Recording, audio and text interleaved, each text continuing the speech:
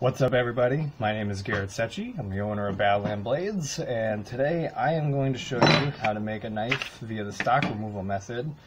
This is the design I'm going to show you how to make.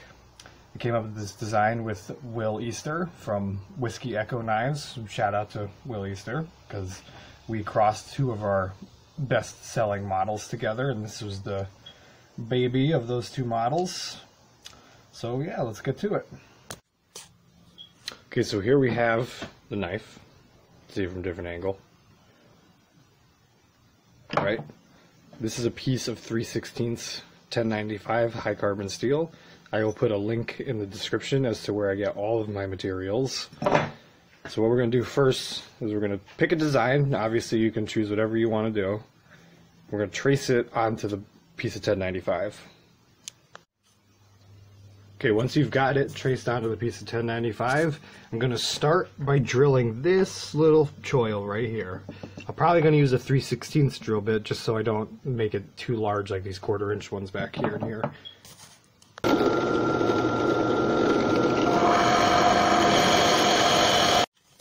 Okay, so once you've gotten this little sharpening choil drilled, I'm going to use an angle grinder, because I have very bare minimal tools, to now cut the design out fully of this knife. We're going to speed this process up a little bit just to save time for the video.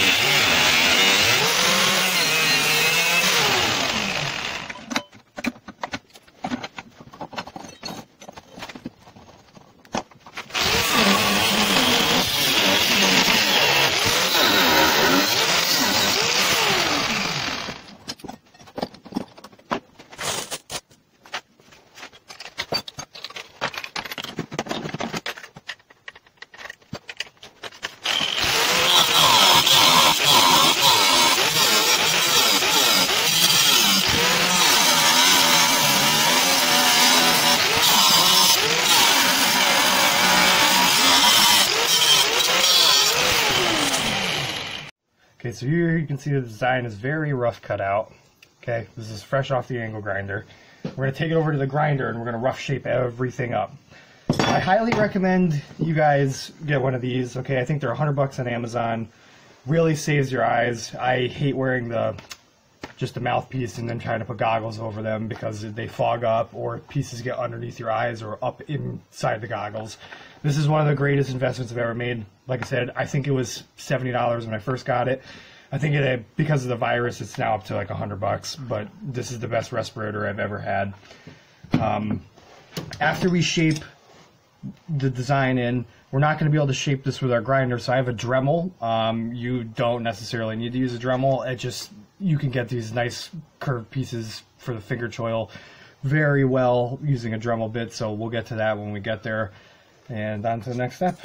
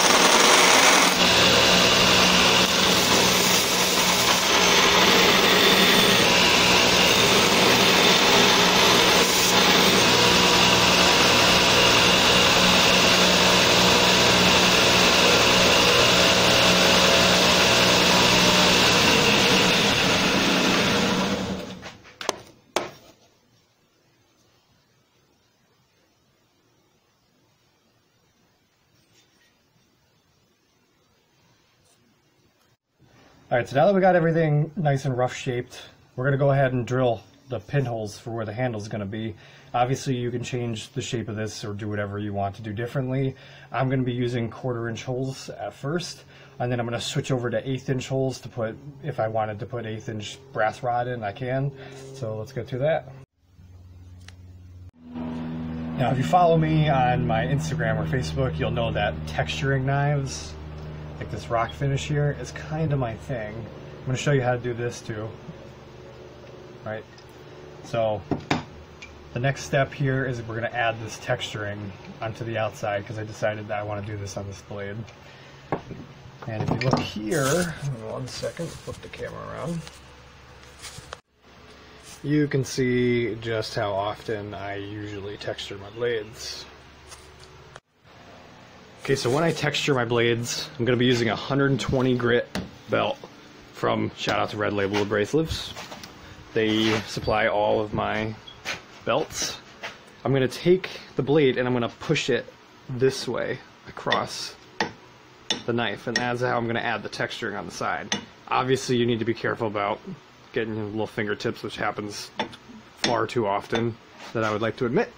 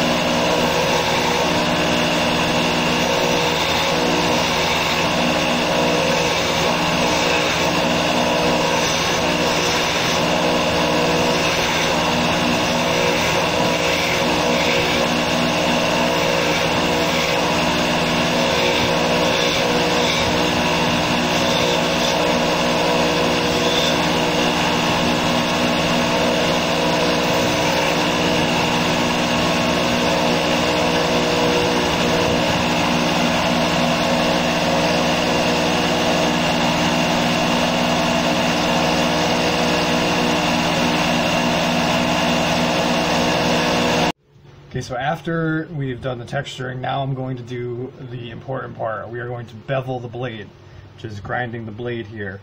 Now, you can try to freehand this. I don't necessarily freehand. I have made this $1 million invention here, which I do not take credit for. It's just a piece of angle iron, okay? And I've drilled a whole bunch of different holes in here for different size blades, depending on what I'm grinding. And then 2 on the bottom. Okay, and then it's just a nut and a bolt, and you can adjust the nut difference to get different angles on your grinds. Okay, I highly recommend doing this, especially if you're a newcomer. It took me years to learn how to grind these nice, straight, flush bevels here. And the reason why I can do that so easily now is because of this little invention here. So I will make another video on how to make one of these. It's super easy to do. If you've already made it this far into the video, you might as well make one of these. It's a lifesaver. Okay, so here you can see it. It's been bolted to the jig. Okay, I usually leave just a little bit sticking out just so that the grinder doesn't nick this little corner, which you can already see has happened several times. Okay, and I adjust the nut to be just a little bit sticking out. Now you can, if you want it to be a little bit higher up on the grind line, you can make this flat and bring the grind all the way up if you wanted to.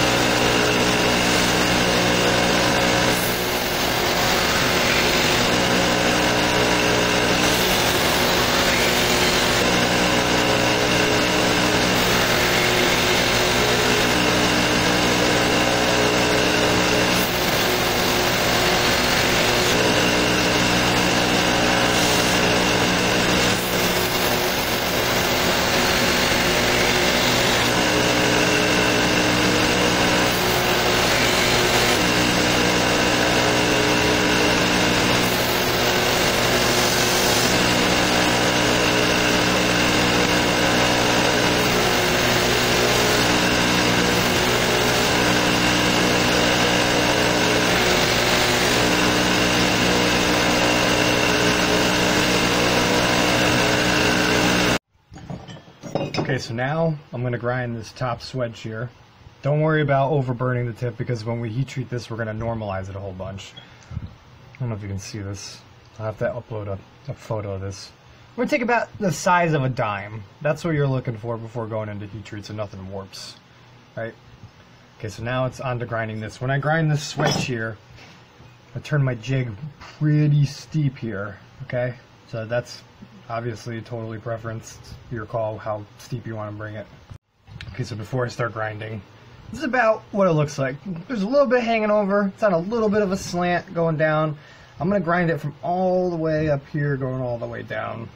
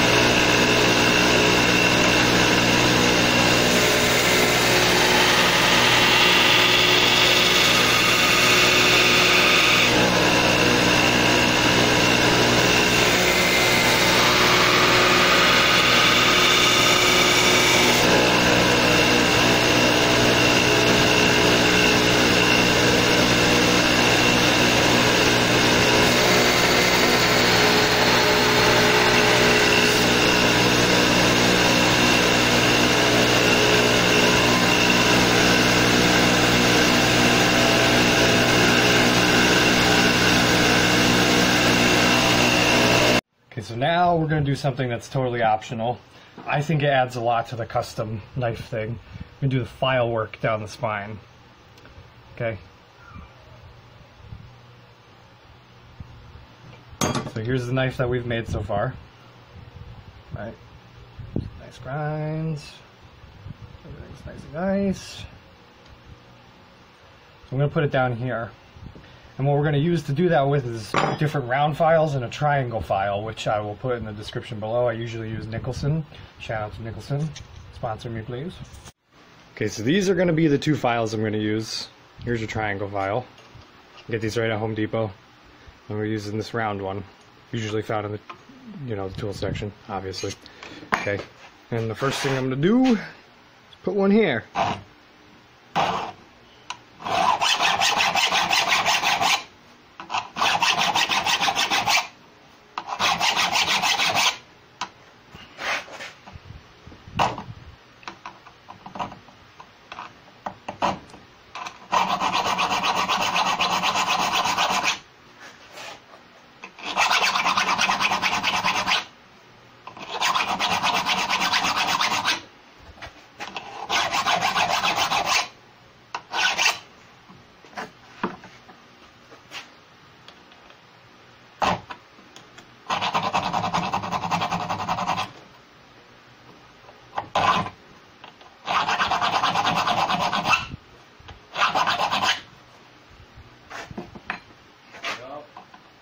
What's up, dude?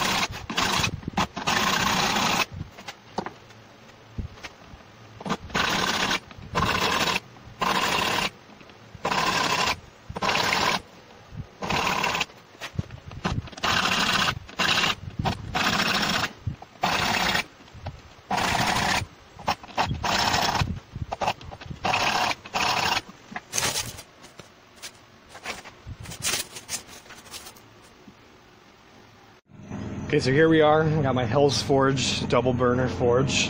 It's time to heat treat this thing. Now, we're looking for a dull cherry red color, which I understand is going to be hard to pick up on camera, especially during the daytime. So if you're new to this, I would wait till nighttime to do this part. And like I said, you're looking for a dull cherry red. You're going to do 3 normalizing cycles, which is when we're going to heat it up to its critical temperature. We're going to pull it out, let it cool off, and then re-stick it back in and do that 3 times before actually quenching it. I today am quenching in canola oil. I'm pretty sure you can use Parks 50 is the recommended quenching oil. So let's get to it.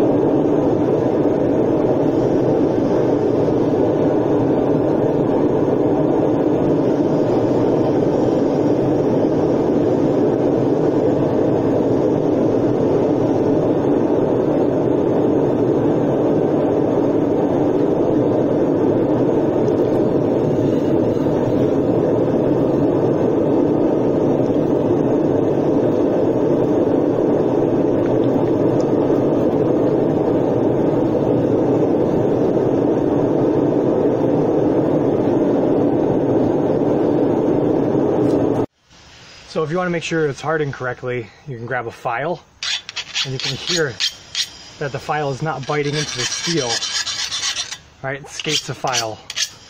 So it's been hardened correctly, and now we're gonna go inside, put it in the oven on 400 degrees for 1 hour, take it out, let it air cool off, and then back into the oven on 400 degrees for a second tempering cycle.